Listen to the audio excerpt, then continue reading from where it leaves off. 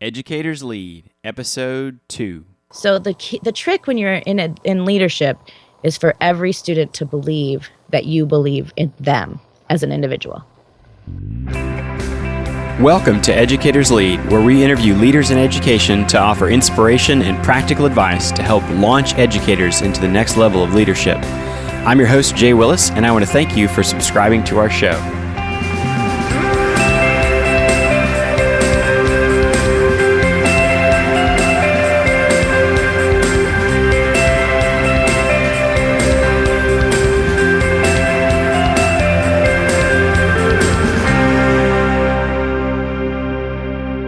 This is John Lee Dumas of EO Fire, and you're listening to Educator's Lead. Let's join my friend Jay Willis and get ready to take your leadership to the next level.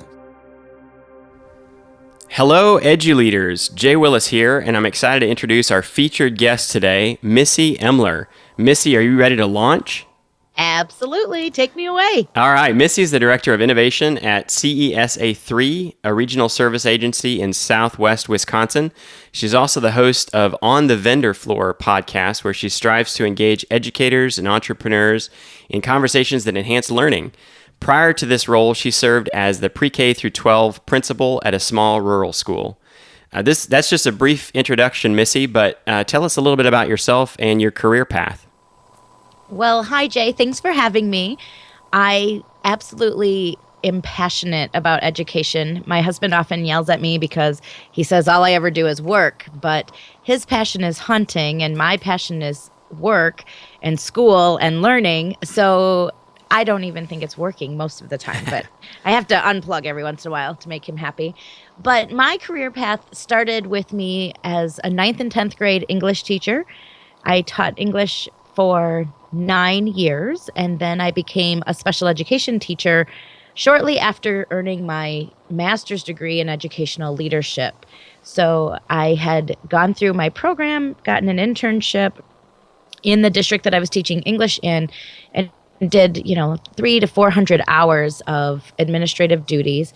And I really loved it. But I needed to move on out of that district if I ever really wanted to get into a principalship, because I had grown up in my first district and I just felt like that was going to limit my opportunities.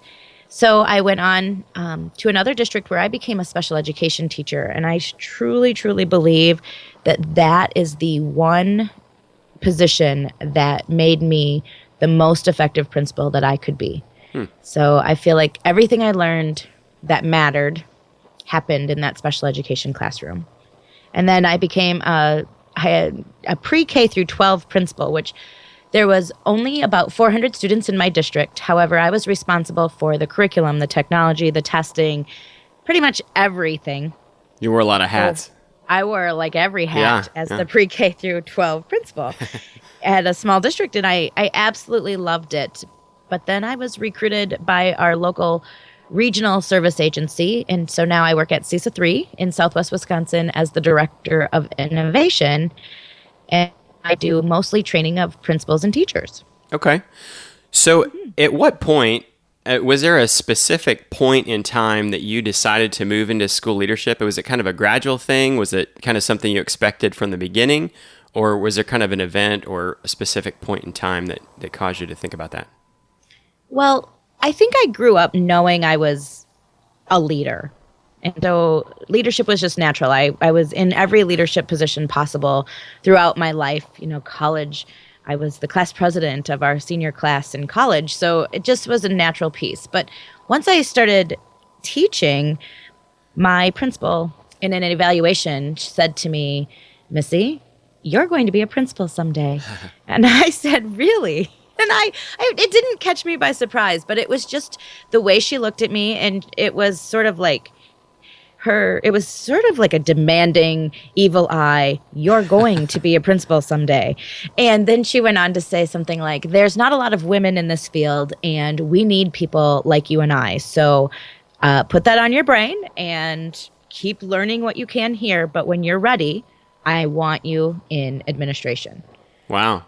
So my very first year of teaching in an evaluation, that's what she said to me. And so it was like 4 or 5 years later when she was leaving the district. She was retiring and then going back to do curriculum work in a different district, very part-time. And everybody in our district was scrambling, like, who's going to be the next principal? Who's going to be the next principal?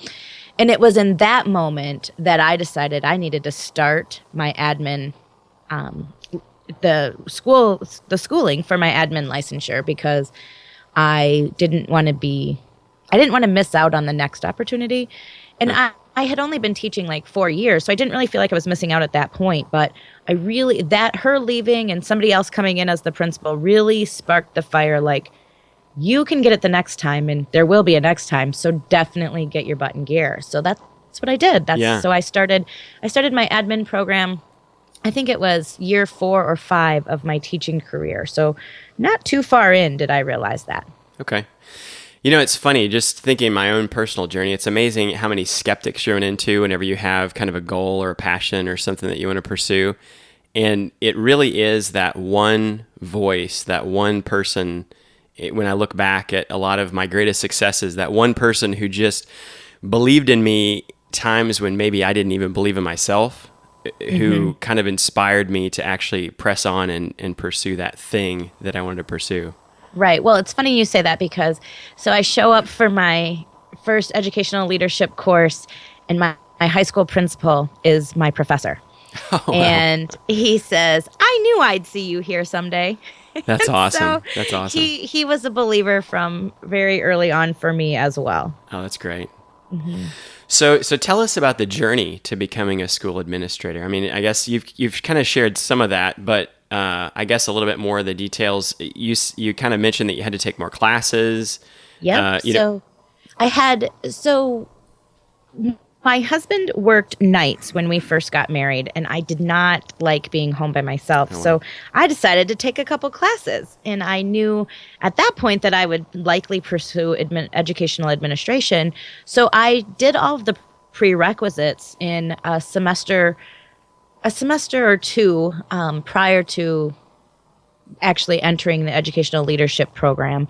So I was pretty much done with the prerequisites, and but then it was time to enter the program, and I did that. And the thing that I remember most about the program is that I started the program when I had a baby that was 20 months old and a baby that was 2 months old. Oh, wow.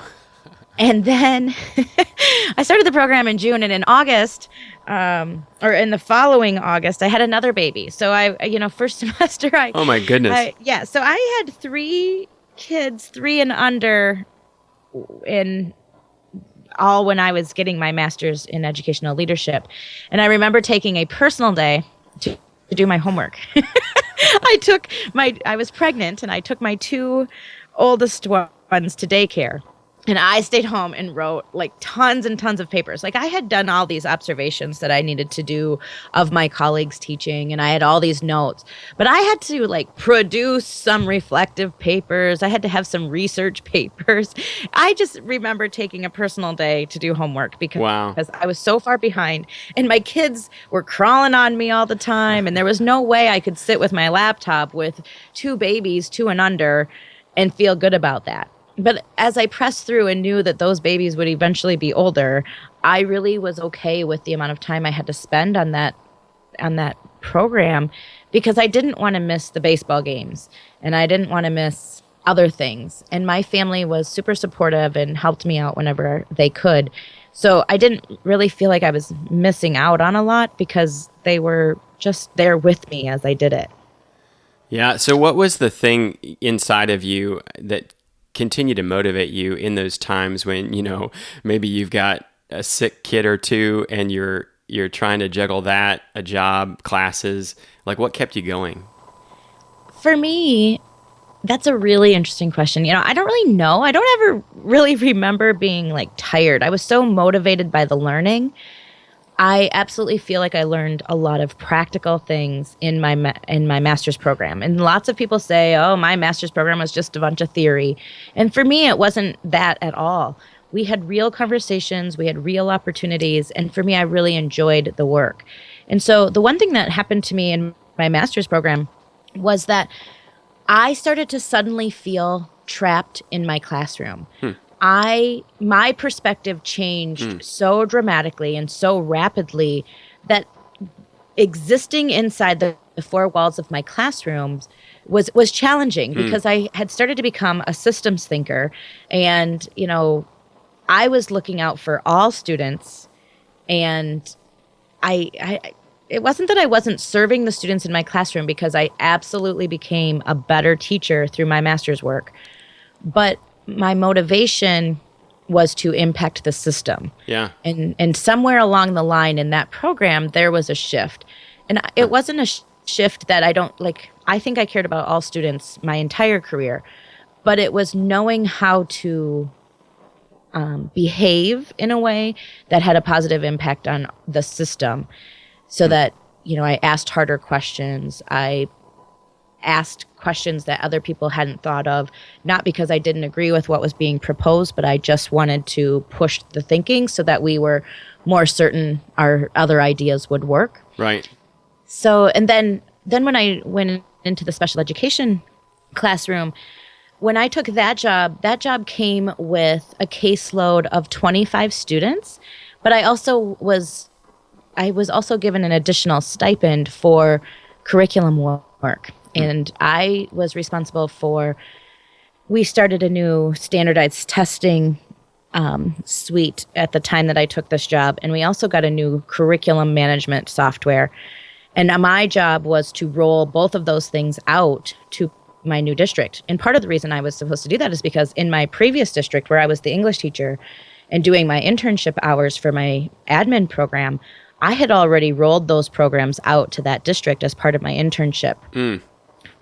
So when I went to the new district and had to do that again while managing 25 students in a special education caseload, I don't know how I did it, thinking about it now. Yeah.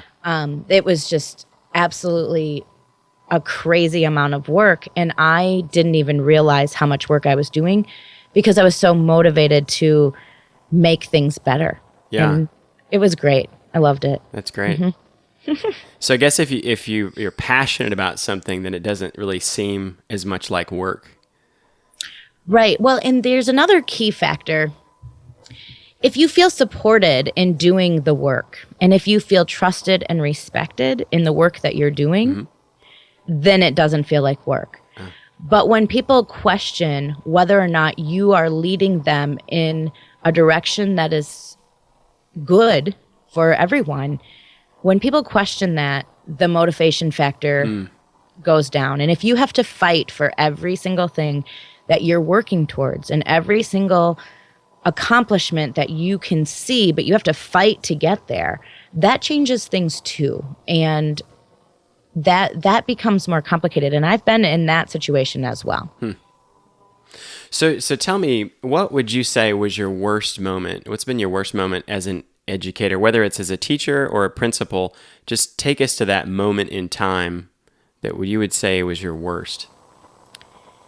So I'm going to take you to two. Okay. So the first one was, it was the spring of the end of my internship. So it was the spring of 2009, and I was finishing up my educational leadership courses, and I had just finished up my intern hours, and I was actually applying for the position in the district that I was teaching in. And if you have ever read the book Good to Great by Jim Collins, he convinces anyone who reads that book that it is best to hire within in order to get the flywheel going, because you can save so much time in promoting from within, because they have the history and they know the processes and procedures and systems. And I had applied for the elementary principal position in the district that I was serving, and I didn't get it. And that was devastating, because I had spent so much time working to better the district, and I had given them so much. And it wasn't that I felt entitled, it was that I felt prepared and capable. And so when the people that feed you don't see that in you, it changes how you see them. So ultimately, that moment was devastating, and it was a lot of tears, and my husband wasn't quite sure what to do with me that day. But and then of course it was a Friday, so I kind of fretted about it all weekend. But then I went back to school and life went on, and ultimately they knew that I would find another job and leave. And I had been looking for another principalship. I'm not very, I can't move. So I'm very locked geographically because of our family and the commitments that we have here. Mm-hmm. So there wasn't a principalship that was suitable. However, my colleagues that I had gone to school with said, Missy, we want you in this district. Will you please come work with us? And then they told their superintendent, and their superintendent called me, and it was like I didn't really even apply, but I had an interview, a conversation interview, and he said, yeah, I want you to come here. And they just convinced me that was a good thing. So I went back to the special education classroom, and that really entailed getting another master's degree. However, it was a competency-based program, so I was able to demonstrate competency, and I only had to take one class in order to get that licensure. And I believe that I have a special ed mindset. I believe in serving all students. So what is essential for some is good for all, and that was sort of how I operated. So it was quite easy to demonstrate the competency in those areas. But that was a turning point, because that job in special education, as I mentioned before, was absolutely the best experience I've ever had to prepare myself for a principalship. So that was the one moment, but amazing things came from that. Yeah. And the second moment that was awful was when I realized that when I was in my principalship. I had been there, I was there for a total of 2 years. And the second semester of my second year was very hard. Everything was a battle. So I had done a lot of things. I was basically hired in that principal position because they wanted somebody who was knowledgeable in special education, because they did not have a special education director, and the laws were changing. And so obviously I had that. I was a special education teacher, so I had that knowledge, and I came from a district that, is known for compliance and best practice. So that was hands down. They thought they were getting a gold mine. And the other reason I was hired is because of my technology background. I have always been ahead of the game in terms of tech integration and tech for the purpose of learning. And so, they were getting everything they needed. So I entered that district, and I had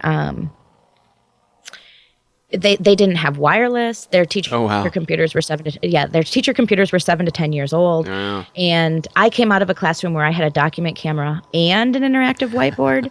And in that district, it was either or, because they do the same thing. I just laugh when I think about that. No, they don't do the same thing, and we'll try to work on that. So anyway, I brought them up to speed. We moved really quickly with the technology integration piece. I was able to secure a fairly significant grant to get interactive whiteboards in all classrooms, even though I don't know that I'd make the same decision now, but it was a way to move forward. And with that, I had to get everybody new computers. And so I managed to advocate so heavily for teacher laptops instead of teacher desktops that at many times I thought I was going to lose my job, because I just would not let them settle for mediocrity when the world is moving at the speed that it's moving.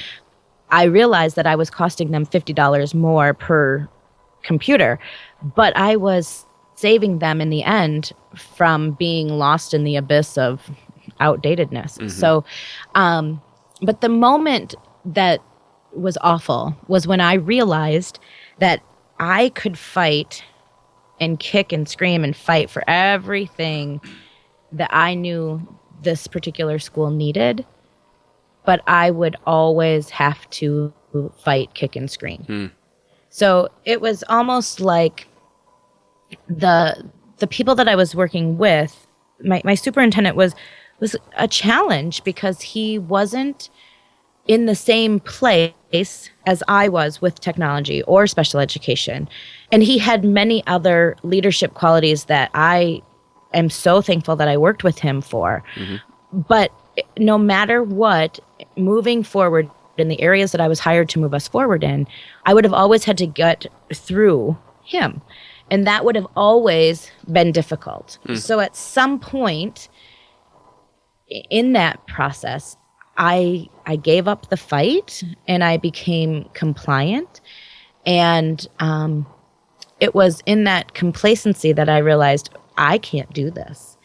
And honestly, the next day, the regional service agency that I work for now called me and said, we really need a director of innovation. And you have done so many amazing things at that school that we really want you. So, wow. What timing. That's how I ended up where I am now. Yeah. So it was, but it's hard when you know that you're doing really great things and you can see the progress. But when people aren't ready for you, it's difficult. Yeah. So you have to, when you're looking at getting into an administrative role, you have to make sure that it's a fit. So initially, I was a great fit for them. I brought everything that they needed to them through my skill set. But in the end, I'm not sure that they could support me and my growth. And that's where the conflict came. And I care so much about that district, and they are still making progress, and their administrative team reaches out to me more now than they ever have. And so I'm still having an impact on that district, but in a role that I don't feel as conflicted in. Right. So it's a really great fit. So your story seems to be, just what I'm picking up from all this, it seems to be, as you grow, you need to look for opportunities that, like, as you grow as a leader, you should look for opportunities to accommodate that growth, or else you're just not going to be content staying where you're at. Is that kind of what I'm gathering? Yes. And as a leader, it's definitely, I want to keep growing, and I want to create a culture of learning because I'm growing and learning. Right. But for me, in order for me to feel like I'm accomplishing my goals, the people around me have to be learning also. And so the conflict for me definitely comes in when I'm fighting for people to do the very thing that I want them to do. And the only thing that I've ever asked anyone to do that I've worked with is learn. So you absolutely have to be in an environment that honors and respects what you bring and is willing to take what you bring without pushing back too much. Yeah. There's always going to be pushback, but when they push back to the point where the leader questions if they're actually serving the common good, then we've pushed too far and progress can't be made. Yeah.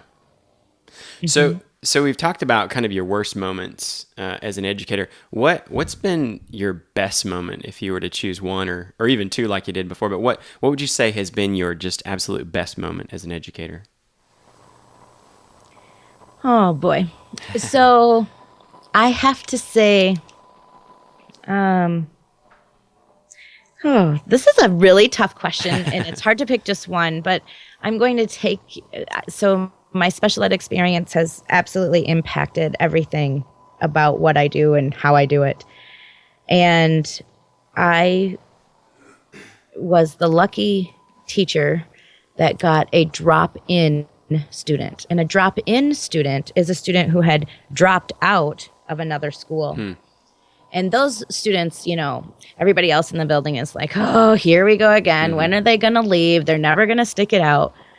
And I looked at this kid in the eye and I said, if you're dropping in to my classroom, you are going to graduate.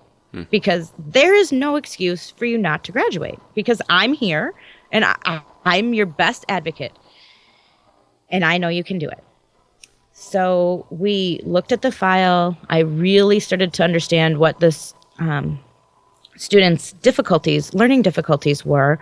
And they were extreme learning difficulties. And what had happened is In his struggle to learn, he had become unengaged and a behavior problem. But ultimately, it was his learning struggles. He really had to work hard to overcome his learning disabilities. His reading disability transferred into his area of math, and it was a challenge. But a year and a half later, I got new furniture.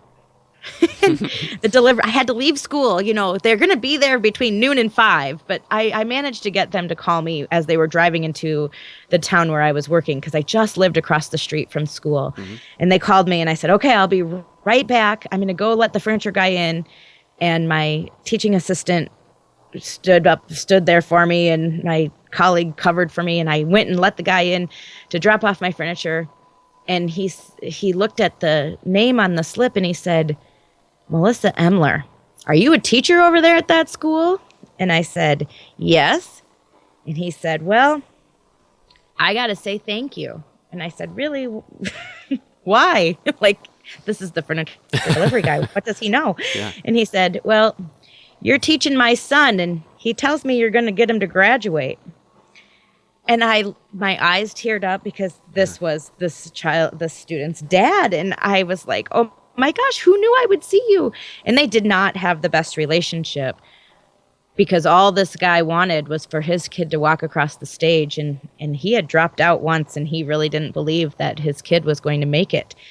And I said, I'll get him there. I will get him there. And 2 months later, it was graduation, and the kid walks across the stage, and I'm going through the line at the end, and I say, congratulations, and I give everybody a hug. And his dad finds me at the end of the line, and he says, you really did it. Thank you. Yeah. And that was the best moment. And I don't believe in hand-holding, and he definitely earned his walk across the stage, and I earned it too, but he definitely earned it, and he continues to hold a steady job, and that's great.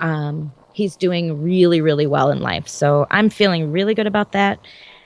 But it's just because I really believe in every kid. I really do. That's great. And that story, the same thing that propelled you and gave you the confidence to move into school leadership, is the same thing that helped this student actually graduate. And yes, that's just such a just that.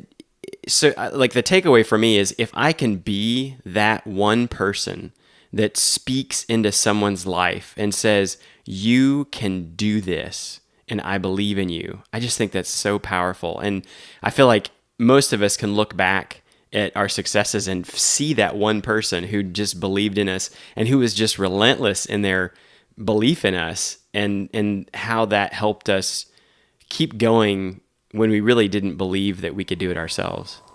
Right. That's and such a great story. The real key when you're in leadership is to make every kid believe that you feel that way about him or her as an individual.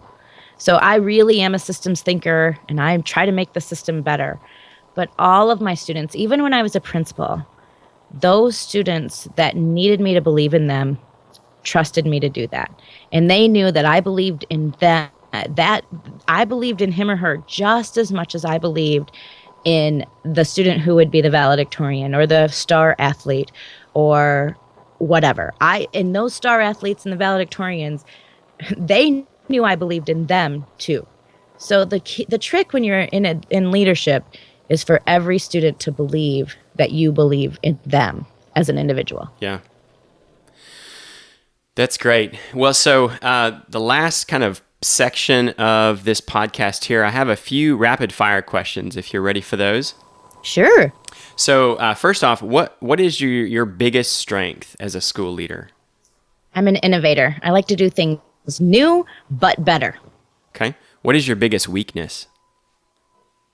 Oh, I think things can be done faster than reality. Yeah, I think a lot of high performers would probably be in that same. I need more. We need more time. I need to realize that. Yeah. What one or two books would you most recommend to other school leaders? Well, I'm reading a really good one right now called The Innovator's Mindset by George Couros, and it keeps me up at night because it is so exciting. So that's definitely the new one on the forefront that I have read that I loved. But the other one that I think is going to stand the test of time that has really impacted my thinking is Professional Capital by Michael Fullen and Andy Hargraves.